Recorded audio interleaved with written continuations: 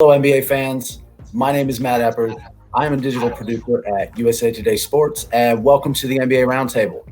Every episode, we'll convene a panel of our NBA experts from around the USA Today network to break down the league's biggest storylines and the hottest topics. In our debut episode, I'm joined by Mark Medina and Jeff Zillgitt of USA Today Sports, and our network colleague Duane Rankin of the Arizona Republic. And we're going to dive into the Lakers, the Suns, and the triple-double machine that is Russell Westbrook. Let's get right to it with the Lakers at the top. And it feels a bit like picking at low-hanging fruit to talk Lakers drama on our first episode, but given the state of the team recently, I feel like we have to. LeBron James and Anthony Davis are still playing themselves back from injury, and they're in a fight to maintain a top 6 seed and avoid the new play-in tournament. Mark, you're closer to this team than the rest of us. They are, of course, never going to say that they're panicking. I don't necessarily want to say that they're panicking, but how concerned should the Lakers be right now? Well, I think that there's been a heightened level of concern for a number of reasons. One, as much as the Lakers have downplayed the importance of records or home court advantage, the reality is they don't want to be in a play-in tournament because that makes themselves more vulnerable, and it also adds potentially up to 2 extra games. The other reality is that it doesn't take a basketball coach or a genius to know that the health and effectiveness in LeBron James and Anthony Davis are going to play the largest factor in their ability to defend an NBA championship. And that is kind of up in the air because LeBron James has had to, sit recently in Monday's game against the Denver Nuggets with his right ankle injury that sidelined him for up to 20 games previously, and Anthony Davis is shedding off his rust. So it's up in the air. My hunch is that if they're able to stay within the top 6, avoid the play-in tournament, they'll be fine because LeBron and AD will shed their rust. I trust that they will be healthy long term. But if they're in the play-in tournament, all bets are off, especially if they wind up matching up against the Golden State Warriors and that really good shooter named Steph Curry. Jeff, what are your thoughts on the Lakers right now?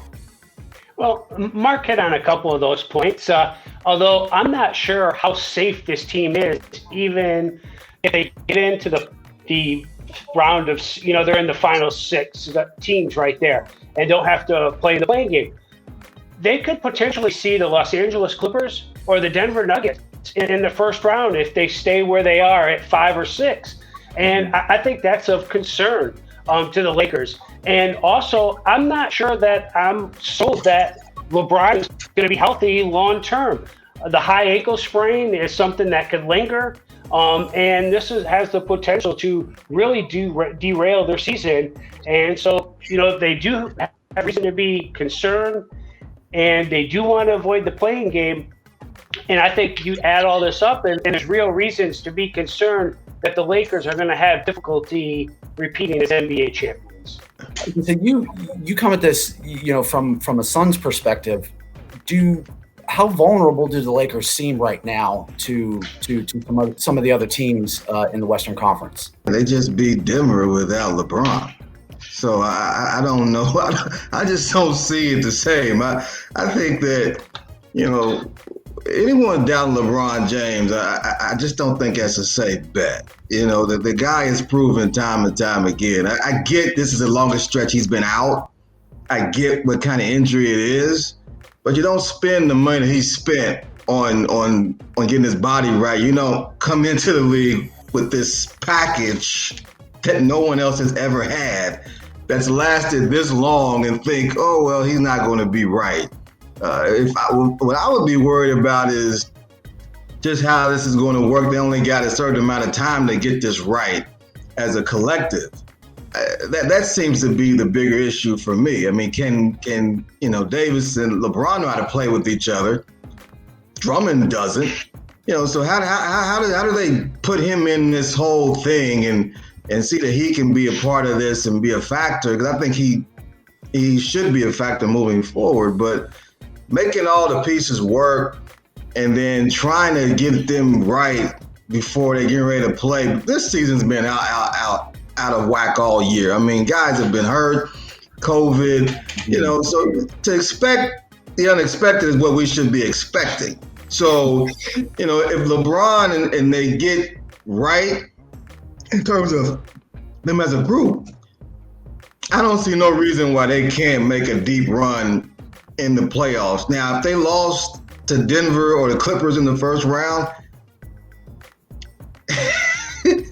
only thing worse than that is going in the play-in, as Mark said, and lose to Golden State, and then have to play that last winner-take-all, let's say Memphis or someone like that, and then lose again. Somebody might get fired. Does it ultimately come down to health for the Lakers, particularly to LeBron and AD? Without a doubt. Number one is health. Number two is team chemistry. And that's usually how it is for most NBA teams, specifically with the Lakers. There's no way around it. LeBron James and Anthony Davis, they're the pillars of the team for obvious reasons. They're two of the top 5 players in the league right now. You can make a case. And it's not like the Lakers are playing with scrub teammates per se, but they were constructed to complement LeBron James and Anthony Davis, not to play without them. But I think the reason why I'm relatively optimistic about this, a lot of it goes down to LeBron James and the nature of his injury. You never know with any of these things, but when he suffered the injury, I talked with a handful of outside medical experts about the nature of high ankle sprains, and they said, look, as long as he's doing the right rehab and not rushing it, it's something that shouldn't have long-term effects.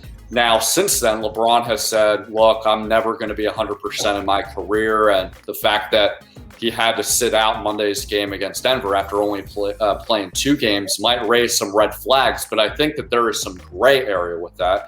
Frank Vogel stressed that this doesn't necessarily mean there's been any setbacks. The reality is that a lot of this points to the fact that because of the condensed nature of the schedule, LeBron James's return to play has been altered. He hadn't had a chance to get substantial practice time with teammates, getting into any live scrimmaging. So the only way to really test out how his ankle is doing is to see how it looks in a game. And so a lot of these times when there is this return to play, a player might not be experiencing a setback, but they have to kind of restart and let time pass to see how the ankle responds. And that's what he's dealing with. But I think that even if the remaining regular season games aren't necessarily enough time for the chemistry to get going, specifically with Andre Drummond, I trust that that is enough time for LeBron to get those practice simulation, so to speak, to test out his ankle. And by the playoffs start, I think that he'll be rolling. In terms of some of those other pieces, Mark, that you mentioned, they've brought in a lot of vets to sort of supplement them. One of those is Dennis Schroeder. He is going to be out for, I believe, up to about 2 weeks. He's going to be in the league's health and safety protocols. How does that affect how the Lakers approach the final couple weeks? Well, it affects a lot of things. I mean, look, the Lakers were able to make do against the Denver Nuggets on Monday's game. That's a recipe to follow, but I think when a lot of times when teams are missing significant players, there is that kind of feeling of put all hands on deck, and that might be a recipe to win a game or two, but long term it isn't. Specifically how this affects the Lakers with Schroeder's absence, as long as LeBron James continues to be absent, the Lakers are without their 2 ball dominant playmakers, and so all of a sudden they're going to have to shift those responsibilities to Alex Caruso and Taylor Horton-Tucker. And look, I think that they are great players, but they're role players. They're not substitutes to those kind of guys. And so not only does it shift a lot of the burden on them, but it also puts Frank Vogel in a position to have to tweak his rotations even more and see what else he can do with the center position. There was already a feeling of discomfort of why Frank Vogel hasn't used this time to start tightening the rotation to know what he's going to go with the playoffs. But I think because of the hands that the Lakers are dealt with, there's guys in and out of the lineup, I think it's to Frank Vogel's best interest to continue to widen the rotation, both for matchup purposes and to make guys become ready on any given notice. But we'll have to see how that plays out long term. And maybe in the short term, this reduces some of the challenges because there is still a window that LeBron could come back. LeBron is saying that seeding isn't going to be an issue for the Lakers. But do we agree with that? Are there any particular or any potential matchups, first round matchups, that the Lakers might be eyeing a little cautiously?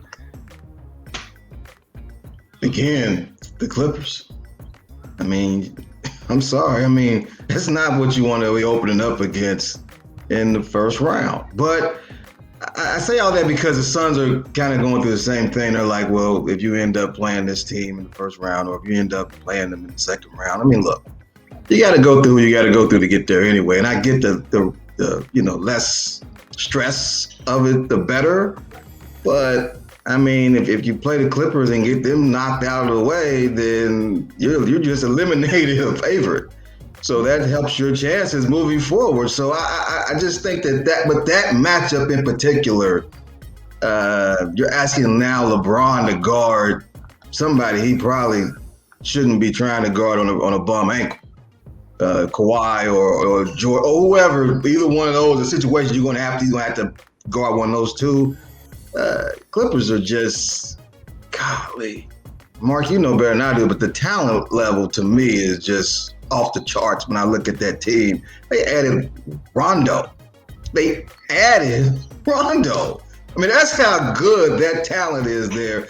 That matchup to me, don't like it for the Lakers right out the gate, considering the lack of time they're going to have to get ready. I just don't like that matchup.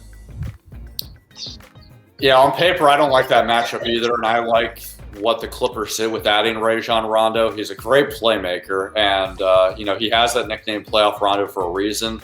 And I think the most important part is he, can improve the culture with having this team accountability atmosphere, and that is something that last year was lacking, where they didn't have that in the locker room, and they didn't have guys like Kawhi Leonard and Paul George feeling comfortable with being that guy. And I still don't think they're comfortable with being that guy. And Rajon Rondo is fully comfortable with being that guy. And he also has the credibility to call out people, whether it's a star player or a role player. That being said, though, I think the Clippers are still a team that is dangerous on paper, but it also remains to be seen, are they as equally dangerous in reality? Even with all the changes that they made, with getting a better front court player in Serge Ibaka and letting Montrezl Harrell go to the Lakers, getting a Rajon before the trade deadline, and putting in a new voice with elevating Ty Lue.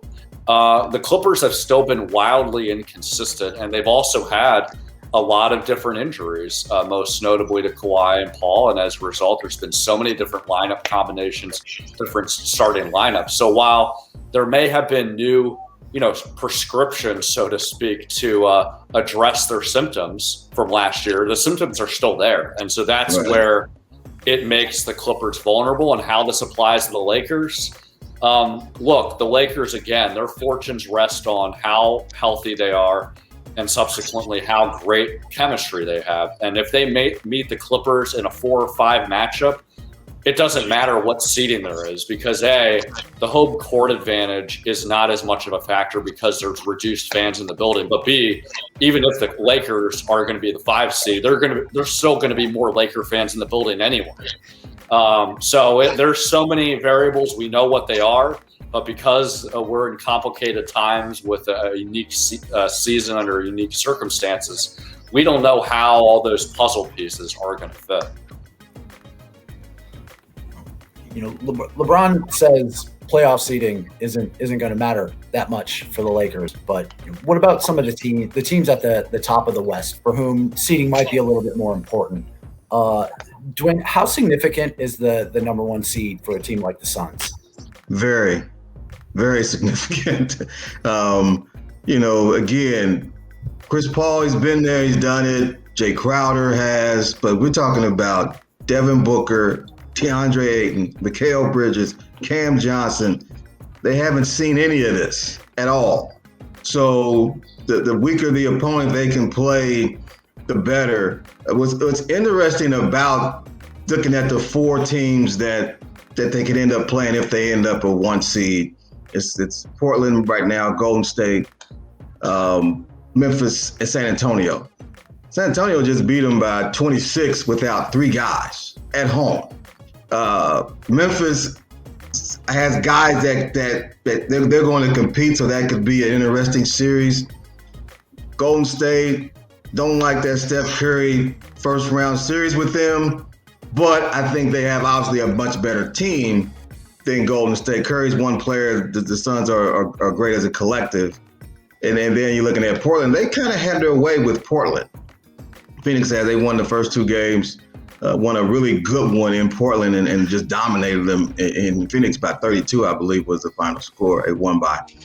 So, I don't think I think that they can handle those 4 if they end up a 1 seed, but you don't want to be a 3 seed and end up having to play, say, what that could be Dallas, I guess. You don't want to drop because the Suns, if you're the Suns, you're thinking, we'll handle this first round. It's the next round where we want that home court advantage. The first round they should be able to handle. The next round is the one that, you want to have the home court. And so to me, and also I think from a mental point of view, this team has been a surprise, obviously, in the league. But now this is what's expected. They went from, oh, well, it'd be good if they made the playoffs to, oh, they're pretty good to, oh, wow, they got a chance to win it all. And so you don't want to just plot here these last 6-7 games and then end up a 3 and then sitting around and going, what happened? That's not the way you want to go into the postseason. Chris Paul will have them right. There's no doubt about that. Monty Williams will have them right. So that's not the issue. The issue is you got young guys who haven't been here, and you want every mental advantage possible going into the postseason. And being a 1 seed will really work for them in all those facets. And this team, they've beaten Utah, they swept Utah. So if they're tied, they're going to get the 1 seed. So of course, I mean they have a lot of goals that are hidden. They don't want to reveal the list, but I'm sure that when you look at being a number 1 seed after not making the playoffs, after having not made the playoffs in 11 years, that would be a huge accomplishment for them and a good, absolutely outstanding springboard going into the postseason. Jeff, what are your thoughts on the Suns? Well, let me just real quick. There's a reason LeBron doesn't care about seeding. He wasn't always the 1 seed in Miami. Correct. He wasn't always the 1 seed in Cleveland. And he had to win road games in a 3-1 series in which he's down against Golden State. Has to win Game 5 on the road, has to win Game 7 on the road. He doesn't care. But there's a reason that Duane is talking about where it does matter to these other teams. Even the Utah Jazz, it matters to them. Look at their record at home. These teams want to win Game 1 of a series.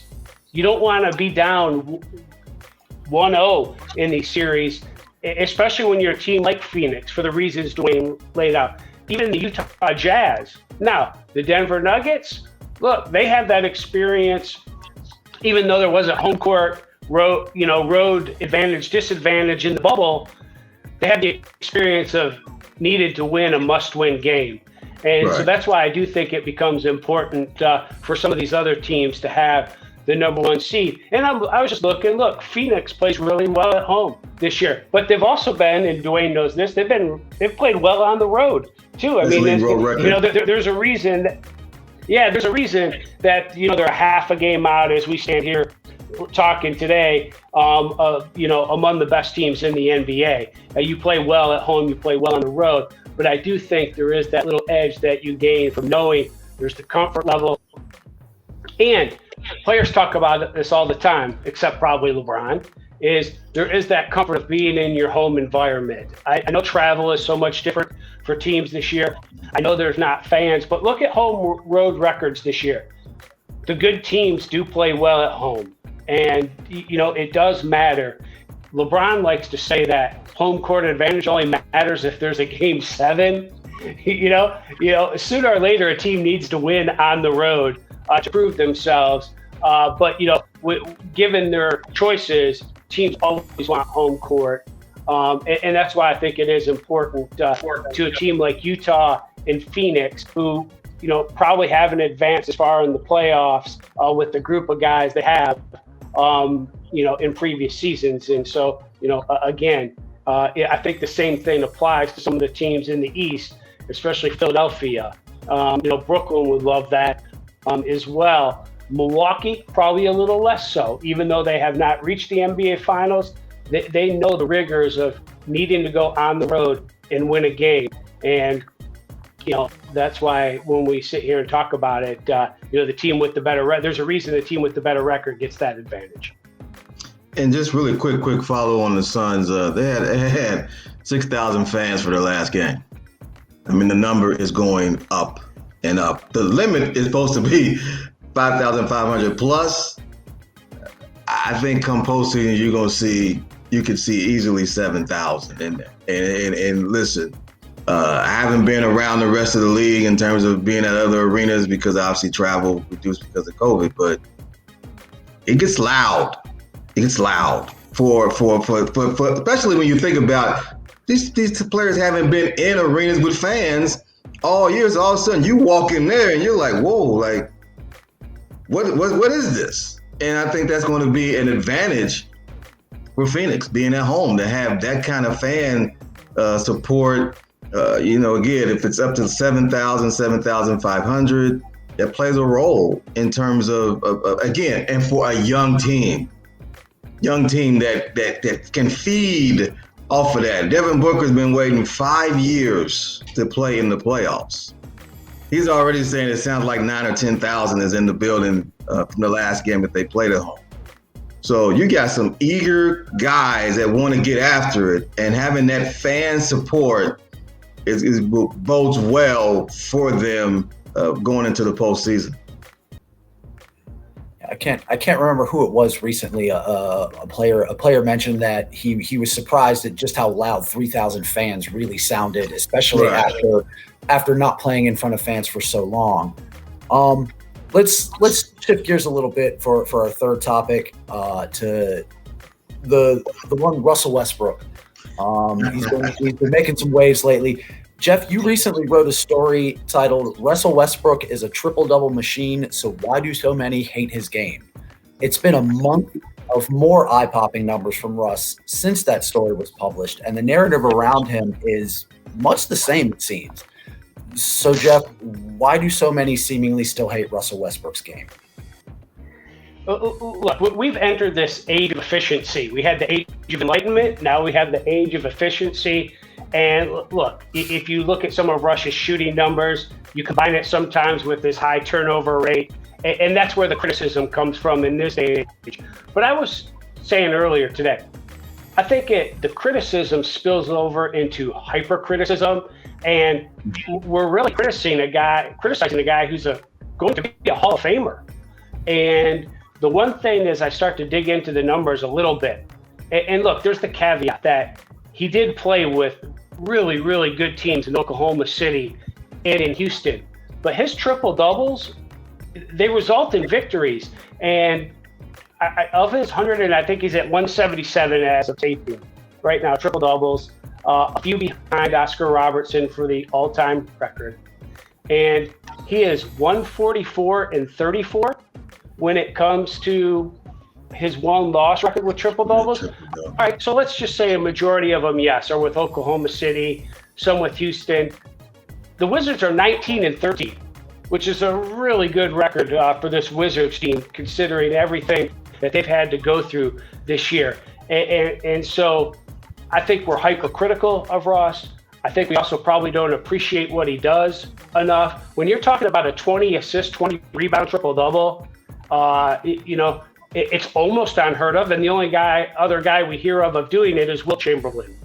And so, again, I understand when the efficiency folks come out and start complaining about some of Russ's numbers and everything. How many coaches around the league would love the effort that guy gives on a regular basis? And then I don't think these are always empty stats, as I point out, the one-loss record. And so I think we're starting to look a little silly with the amount of criticism that we throw on Russ for the way he plays.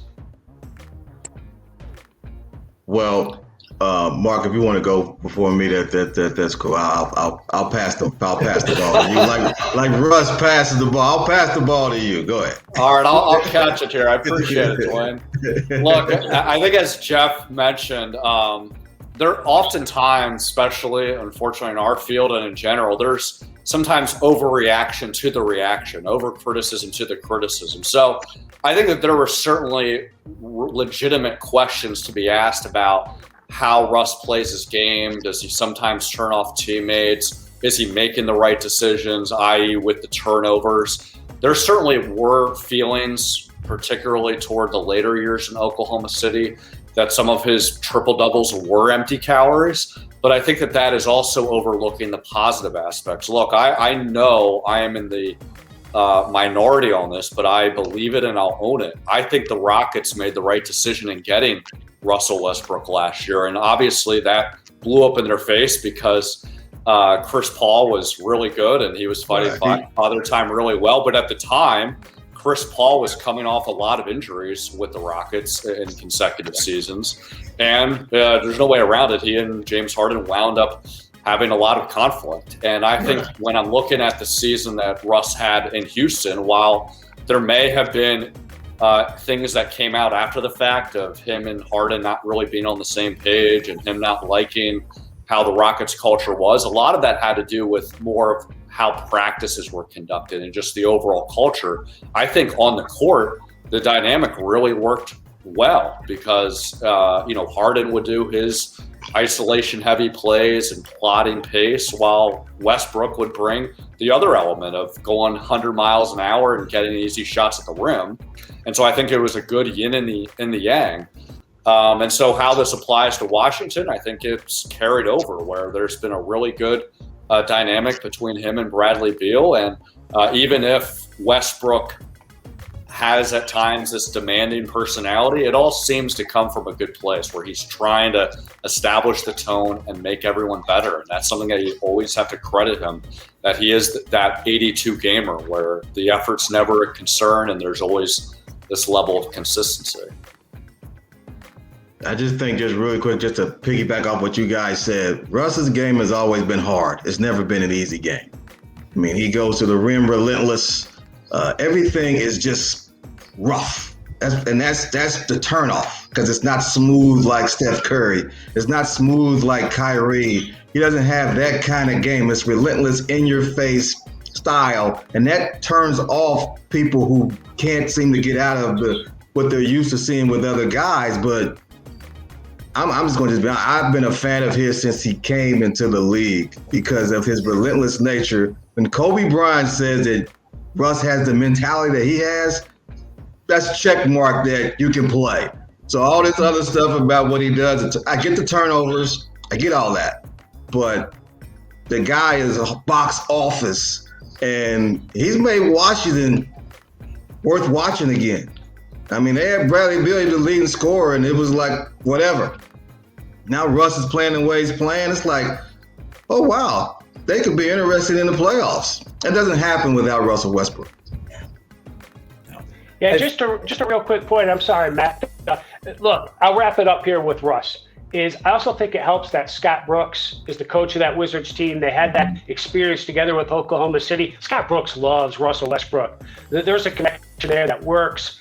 And I do think, to Mark's point about maybe Russ wasn't always the best teammate or rubbed teammates the wrong way, you do see a difference in the way Russ approaches teammates this year. You see him coaching a younger Cassius Winston during a timeout, or talking to Daniel Gafford about where to be or where he should have been. And you see more and more of that of Russ, and maybe that's a sign of his, maturation and how he's becoming a different player as he gets into a different part of his career. I think sometimes there's a lot more focus and on what a player can't do rather than what a player can do and does bring to the table. And I've heard people in recent years sort of lament that this mentality sort of creeping into draft narratives. When you really focus on what Russell Westbrook does do, the results are tough to argue with. As you mentioned, Jeff, he's got an overwhelming winning record, in those games when he posts a triple-double. So in terms of the Wizards, he's really sort of put them on his back recently. They've climbed to 10th in the East, and they're gaining on Charlotte and Indiana above them. What do we think are the Wizards' chances of getting one of those final two playoff spots in the play-in tournament?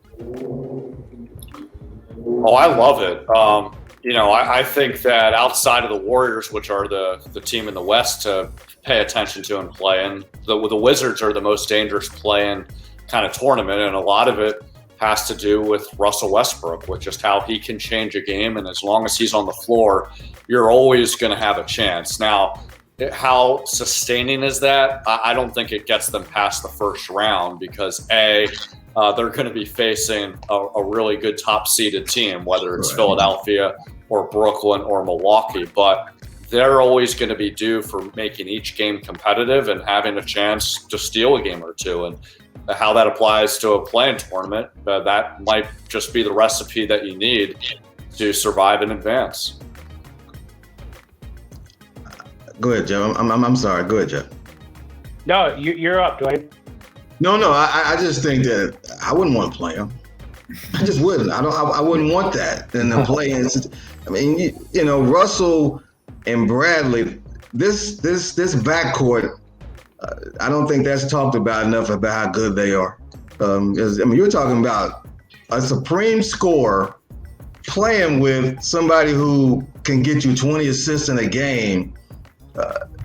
That's similar to me looking at Chris Paul and Devin Booker at the end of a game in terms of being able to close. And we all know in playoffs, it's half court, it's end of game, it's shot clock, it's half court play. And when you have those two that can do what they do on the offensive end, and Russ is going to raise the level of those guys once they get in that postseason, that play-in situation. Because I think it's a given they get in. I think that and them in Indiana, I think they can beat Indiana. And then who are the other two, Jeff? Is it that they would have to go through to? This is a funny thing, I think. Yeah. This is a funny thing about that. Duane, so let's just say they win their first game, and they get to play, the Wizards get to play the loser of, say, Boston Charlotte or Boston Miami.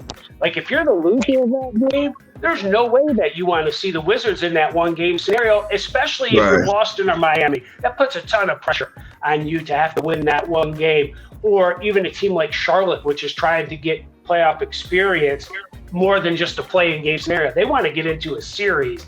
And so I do think if the Wizards win their game, it's going to make life difficult for the team that loses the 7-8 game. Right. There's been a lot of talk recently about whether or not the play-in was a good idea, but it seems like this Wizards team and this late run that they're making is really tailor-made for what the play-in tournament was meant to be for the NBA. Oh yeah. You're getting a team that's coming in hot. They would have been out of it, under normal circumstances, and now they're going to get a chance. And again, looking at the Wizards, Gafford. I mean, this guy's come out of nowhere and just been crazy running with. The up and down game with him and running the floor and the guys that they have. The record is very misleading. It just that idea of playing them with a one time, one take, winner advance type deal. Don't like that for any of those other three teams playing the Wizards. And again, I agree with Mark in a first round series against Philadelphia or Brooklyn. It's not happening. But I'll throw this out there. Let's say they got Milwaukee in the first round. Do they have a chance against Milwaukee? Better chance? Milwaukee, I mean, we're talking about how good they are, but they haven't proven anything either. So as far as getting to a final, so how would the Wizards stand up against Milwaukee, say, in that 7-game series? Yeah, Duane, it's a fair question to be asked. I think across the league, I've always felt like because of the unique circumstances of the season, any scenario is possible. So I wouldn't be surprised if that happens, but if I had to put money on it at the Vegas tables, I wouldn't. I just think that the talent and the depth that Philadelphia, Brooklyn, Milwaukee, it's so deep compared to everyone else. And I think because of the Bucks and their playoff struggles the last 2 years, they've tried to get themselves through the regular season more with the playoff picture in mind. And I think that Giannis is going to step his game up. I like the Drew Holiday addition. So I don't think it would happen. But I think if nothing else, because of Russell Westbrook and Bradley Beal, they could certainly get a game or two. And I think by and large, they can at least make every single game feel competitive. Right. I think that is going to wrap it up for our first episode of the NBA Roundtable. I want to thank Jeff, Mark, and Duane for joining me. Thank everybody out there for watching. We really appreciate it. This has been the NBA Roundtable.